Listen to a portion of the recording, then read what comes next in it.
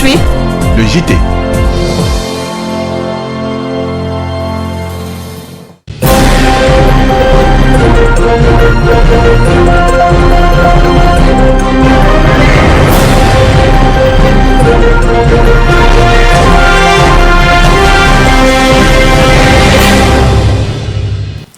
Tous les plaisirs et pour moi de vous retrouver cet après-midi pour l'actualité. Mesdames et messieurs, bienvenue.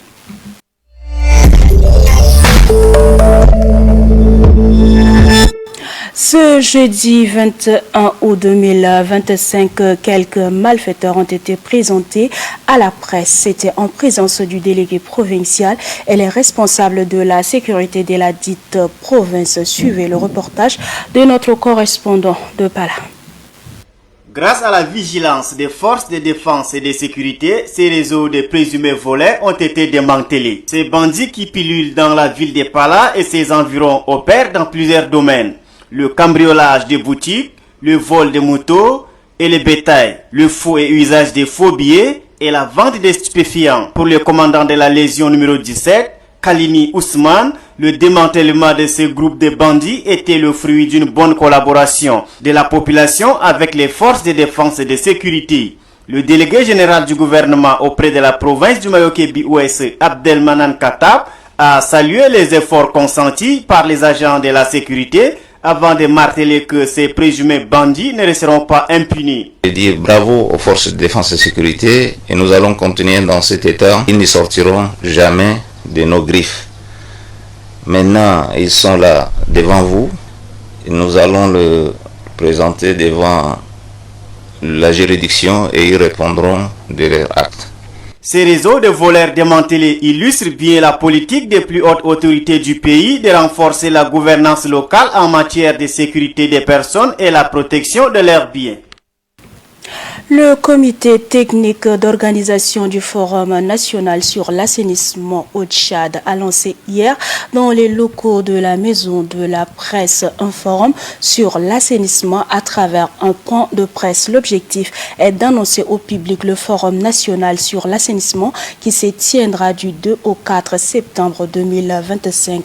Le propos du président du comité d'organisation est au micro de Yankee Lydia. Dresser un état de lieu réaliste de la situation de l'assainissement au Tchad. Identifier les défis majeurs auxquels les populations et les collectivités font face. Valoriser les initiatives et bonnes pratiques alors en matière d'assainissement.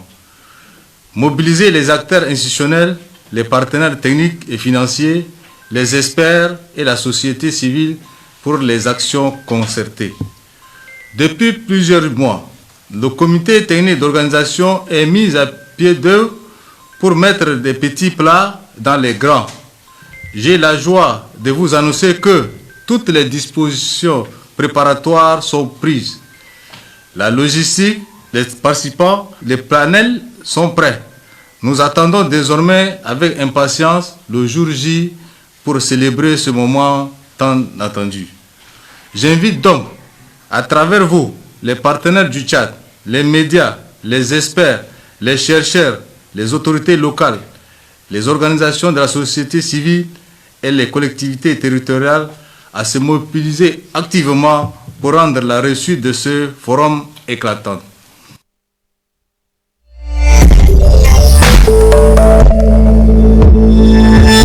En société au Tchad, les tensions entre bailleurs et locataires demeurent un sujet récurrent dans la vie quotidienne. Chaque jour, il y a des accords autour de la gestion du loyer, du respect des règles de cohabitation ou encore de l'entretien de l'habitation. Qu'est-ce qui peut alimenter ces mésententes? Les éléments de réponse avec Malou Esther. Les constats relèvent que certains propriétaires de maisons abusent de leur autorité pour exercer une pression excessive sur les locataires. Prétextant souvent des arriérés des loyers, certains bailleurs vont jusqu'à humilier leurs pensionnaires, contrôler leur mode de vie, surveiller leurs visiteurs ou encore intervenir dans leur intimité. Dès lors, une question s'impose. Quels sont les droits et obligations des bailleurs et locataires dans un contrat de bail? Sur le plan juridique, il y a des obligations qui sous-tendent ce contrat. comme les obligations de l'une des parties sont les droits de l'autre automatiquement. Et donc, lorsque il y a contrat de bail, le bailleur a l'obligation de mettre à la disposition du locataire un local à louer. Le bailleur a aussi l'obligation d'entretenir ce local à l'usage convenu dans le contrat. Il a aussi l'obligation de faire jouir paisiblement le locataire du local. Par contre, le locataire, il a deux obligations fondamentales. Ces obligations, premièrement, il a l'obligation de jouir de la chose en bon père de famille. Il a l'obligation de payer le prix. Ça, c'est fondamental parce que le contrat de bail, à la base, c'est un contrat d'argent. Okay? Et troisièmement, il ne doit pas détourner l'objectif contenu dans le contrat. Bien que la majorité des contrats de bail à usage d'habitation soient encore verbaux au Tchad, les spécialistes en droit insistent sur la nécessité d'opter pour un contrat écrit. Pour la sécurité juridique, il faut que le contrat soit passé par écrit pour garantir les éventuelles sorties ou bien des stipulations qui ne sont pas insérées dans le contrat. Il faut passer par l'écrit juste pour garantir la sécurité juridique des deux parties. En effet, un contrat de bail formalisé par écrit représente un gage de sécurité tant pour les propriétaires que pour les locataires. Il définit clairement les droits et obligations de chacun, établit un cadre juridique solide et constitue une référence en cas de litige. Son importance réside dans sa capacité à prévenir les conflits et à favoriser une cohabitation respectueuse et harmonieuse entre bailleurs et locataires. La consommation d'eau provenant des jarres sans traitement approprié présente des risques de contamination microbiologique et chimique pouvant entraîner diverses maladies. Ces risques sont particulièrement élevés dans les zones où l'accès à l'eau potable est limité. Le reportage signé Sanoudi Mandel. L'observation des conditions de conservation parmi les ménages que nous avons enquêtés relève que 13,75% des récipients de stockage de l'eau de boisson ne sont pas couverts et sont donc exposés aux facteurs de pollution tels que le vent, la poussière, les mouches et d'autres insectes. Plus de la moitié des ustensiles servant à puiser l'eau de boisson n'étaient pas à l'abri de la saleté, ustensiles qui sont généralement plongés dans le récipient sans lavage préalable. C'est là pour faciliter ce qui se passe aux piétons ou même ce qui passe par les voitures ou la moto ou parfois dans le périphérique aussi. Parce que la vie, c'est l'eau. Les musulmans font ça pour avoir le salaire, comme on dit. Le salaire d'Allah subhanahu wa ta'ala, le jour de la résurrection aussi. Parfois, les gens n'est pas fermé, c'est ouvert. Et vous constatez parfois les mouches qui tombent dans cette eau. Et parfois, les petits-enfants aussi passent, ils mettent leurs mains. Et les passagers boivent. Les médecins disent que la personne qui boit dans le même gobelet de ce qui c'est la personne, avec la personne qui a la maladie de tuberculose. Pour éviter ces choses, on peut demander aux bienfaisants de mettre de petites cases, de petits gobelets qui s'échangent. On boit, on les jette, on boit, on les jette. Le risque d'une contamination de l'eau ou celui de voir des robinets à sec est une menace réelle sans cesse contrôlée. Les risques sont nombreux, qui sont des substances indésirables ou toxiques pouvant se retrouver dans l'eau de consommation. Je n'apprécie pas trop cette façon de faire. On dit que c'est une bénédiction de Dieu, c'est cela qui va nous ouvrir la porte du paradis. On n'est pas sorti d'un tronc d'arbre, mais il faut prévenir. Quand tu veux faire de longues distances, tu sais qu'après tu vas avoir soif.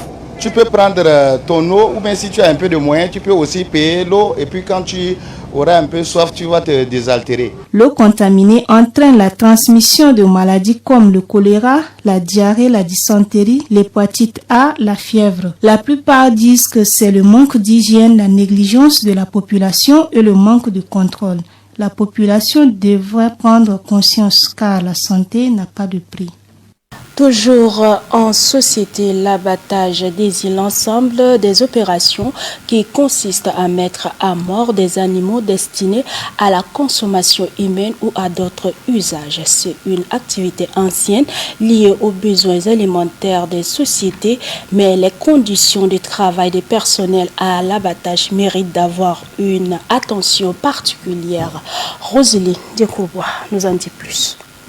Situé dans le 9e arrondissement de la ville d'Injamena, l'abattoir de Walia regorge des main-d'œuvre et du personnel qualifié répartis en coopérative au service d'abattage. Ces derniers s'élèvent tôt, c'est-à-dire autour de 4h à 5h. Le processus est essentiel pour l'approvisionnement en viande, mais les conditions de travail sont basées sur la main-d'œuvre. L'on peut voir à proximité les grossistes, les clandomènes engagés dans le transport ainsi que les clients de circonstances. Sur la peau des bétails abattus, l'estampille apparaît comme symbole de suivi des vétérinaires. À l'instar des efforts consentis, s'ajoute l'exposition biologique, à savoir le contact direct avec le sang, viscères, fluides animaux, les risques de zoonose, c'est-à-dire des maladies transmissibles de l'animal à l'homme. La répétition de l'abattage peut être moralement difficile, parfois source de détresse physique. Ainsi, l'abattage est une activité à la fois indispensable et sensible. Malheureusement, les conditions de travail sont extrêmement difficiles,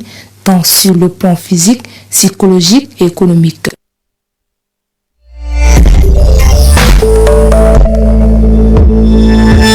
En culture, le coordonnateur de la série Patate Amère, interrogé sur le déroulement de la série, déplore le manque de soutien de l'extérieur et interpelle les autorités en charge du domaine des cinématographies. Il est au micro de Yankee Lydia. La difficulté, c'est que on n'a pas de financement extérieur. C'est le producteur, le frère Armand, le PDG, n'est-ce pas, de Electron TV, qui jusqu'à preuve de contraire se bat pour que nous puissions produire. Nous avons pu produire Patate Amère et maintenant nous sommes en train de produire, de finaliser les 3 épisodes. C'est 13 épisodes, mais là nous sommes en train de finaliser les 3 épisodes.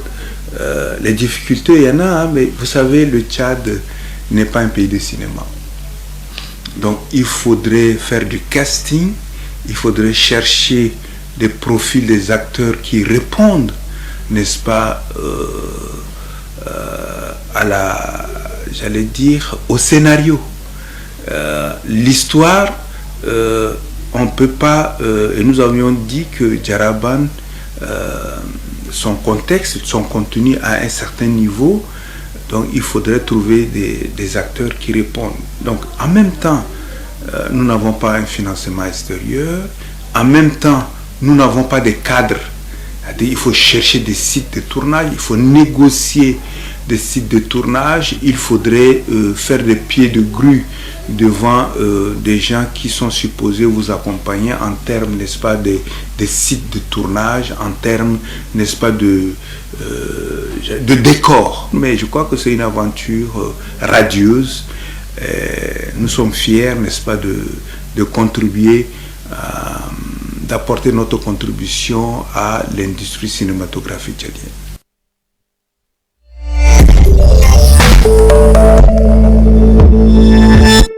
L'automédication est l'utilisation de médicaments sur soi-même ou sur une personne malade sans prescription d'un professionnel de santé ou d'un médecin dans une structure sanitaire. Vounbaki Yoube nous fait le point.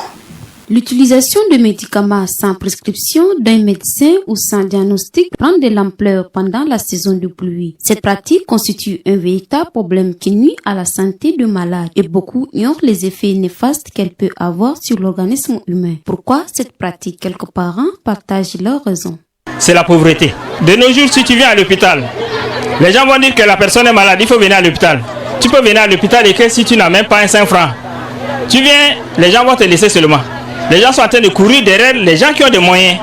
C'est ce qui pousse maintenant le Tchadien à chercher plutôt à avoir donc Dr Tchoukou, d'avoir donc un produit qui ne rime pas avec le corps et on ne connaît même pas aussi le poids de l'enfant, mais l'automédication là, qui est en train de tuer plus que la maladie même.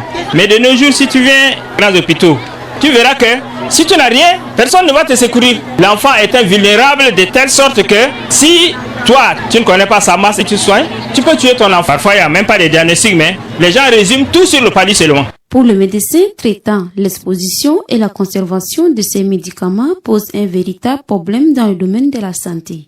Les médicaments de la rue sont des médicaments dont la conservation elle est douteuse. C'est chaque médicament que nous achetons, il faut s'assurer que c'est un médicament qui doit être conservé à une certaine température. C'est ce qui n'est pas le cas chez les vendeurs ambulants.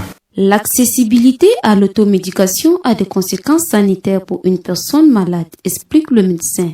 En cette saison de pluie où il y a beaucoup de maladies qui sévissent actuellement. Alors si un enfant tombe malade, la meilleure manière c'est d'amener cet enfant dans un centre de santé ou bien de le présenter à un agent de santé qui peut les orienter. Car l'automédication que les parents font chez les vendeurs ambulants de médicaments, c'est très dangereux. Il y a un problème de dosage d'abord. Il y a une confusion, toute une panoplie de confusion qui se passe. On mélange les signes.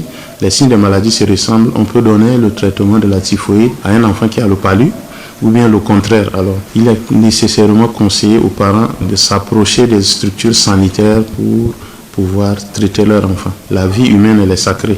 Notons que l'automédication est l'un des facteurs causant des problèmes de santé. Par conséquent, il serait judicieux de consulter un médecin dans une structure sanitaire et d'éviter de prendre des médicaments sans prescription d'un professionnel de santé, car la vie humaine est sacrée.